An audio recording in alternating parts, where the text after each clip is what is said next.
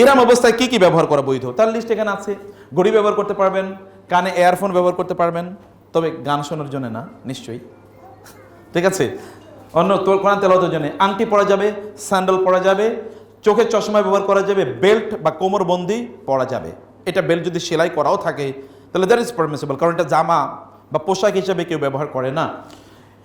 ছাতা মাথায় দেওয়া যাবে, গাড়ির ছাদের ছায়া নেওয়া যাবে, অথবা আপনি কোনো গাছের নিচে গিয়ে দাঁড়াতে পারবেন। যেমন রাসূলুল্লাহ সাল্লাল্লাহু আলাইহি ওয়াসাল্লাম তিনি এই সফরে তিনি কি করেছেন, প্রচণ্ড রোদের কারণে ওটের ছায়ায় দাঁড়িয়ে তিনি নামাজ আদায় করেছেন, অথবা ছায়া নেওয়া যাবে, ছায়া নেওয়াতে কোনো সমস্যা নেই। এবং মাথা এবং শরীর ধোয়া, এতে যদি অনিচ্ছাকৃতভাবে চুল পড়েও যায় তাতে কোনো সমস্যা নেই। অনেকে দেখবেন চুল কাইতে তারপরে চুল কামে না, ভাই চুল কান নাই কেন, ঘটনা কি, বলে যদি পশম পড়ে যায়। এটা হলো টেনে ছেঁড়া, ন্যাচারালি যদি পড়ে যায়, আপনি গোসল করতে গেছেন টানা একটু, তো আপনি মুছতে গেলে পানি, আমি এরকম দেখেছি পানি মোছেন না, পানি ঝরছে কেন, আপনি পড়ছেন না কেন, যদি চুল যদি পড়ে যায়, চুল মুছতে গেলে যদি চুল পড়ে তাতে কোনো সমস্যা নাই ইনশাল্লাহ। আপনি টেনে ছিঁড়তে পারবেন না অথবা কাটতে পারবেন না ইচ্ছাকৃতভাবে, সেগুলো করা নিষিদ্ধ।